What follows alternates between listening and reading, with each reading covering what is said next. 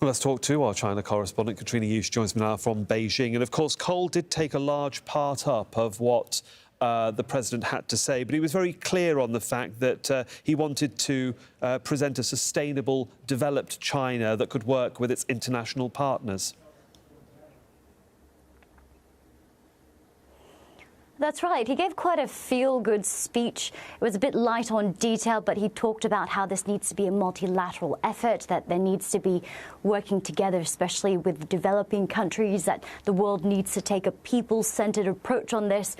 But then again, this wasn't about details. For China, this moment is about the optics. It wants to send a message to the world that China takes this issue very seriously. It wants to transform its image of just being a world polluter into being a sort of proactive leader when it comes to fighting climate change. And another important message Xi Jinping sent was that China also wants to set aside, or it's willing to set aside, the tensions that it has with the US to work on this issue. Now, we've been watching all day Chinese state media talk about this, and there has been quite a lot of suspicion, if you will, about the U.S. return to lead this climate change effort. A lot of tabloids, a lot of state media channels have been saying, can the U.S. really be relied on?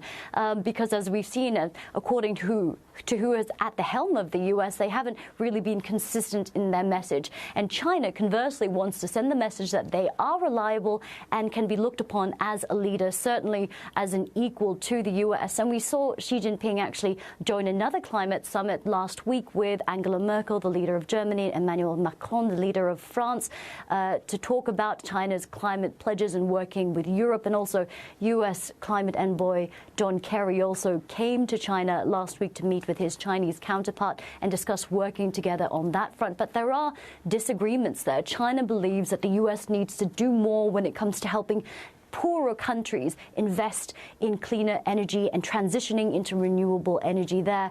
And the US, for its part, wants China to do more to cut its carbon emissions and implement more stringent targets, as we're about to see. Plumes of toxic smoke leaking from power plants and factories is a common sight in Shanxi. The northwestern province has for decades powered China's economic growth, primarily by burning coal. It's contributed to the nation becoming the world's top polluter, responsible for roughly 1/3 of global carbon emissions. The coal industry employs most of the people who live here. Pollution? It's been polluting for decades. If they shut down all the factories, what are we going to do? Everyone works for the factories. Last year, this region produced about 1.1 billion tons of coal. China's reliance on burning coal as its main source of energy is its biggest obstacle to lowering carbon emissions. The government is struggling to find ways to curb its use of coal without affecting jobs or harming economic growth. Pollution caused by burning fossil fuels regularly shrouds the capital in heavy smog. Beijing has pledged to peak carbon emissions by 2030 and eliminate them altogether by 2060, but it's yet to detail how exactly it plans to achieve this. It's not only about commitment, it's all about what we actually do, right?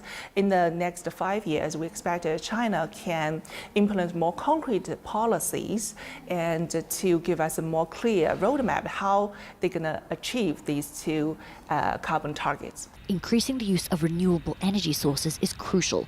China is already the world's largest producer of wind and solar power.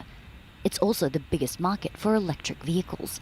The government has tightened regulations to pressure car makers into transitioning away from gas. But many say that's not enough. US climate envoy John Kerry was in Shanghai last week, trying to convince authorities to do more. For a big country with 1.4 billion people, these goals are not easily delivered. Some countries are asking China to do more on climate change. I'm afraid this is not very realistic. Researchers say China must close down more than 500 coal-fired power plants in the next decade to meet its climate pledges. But it continues to approve new ones at a faster rate than anywhere else in the world. The Shanxi government is planning to close down some older factories here and build what it says are greener, more efficient coal facilities.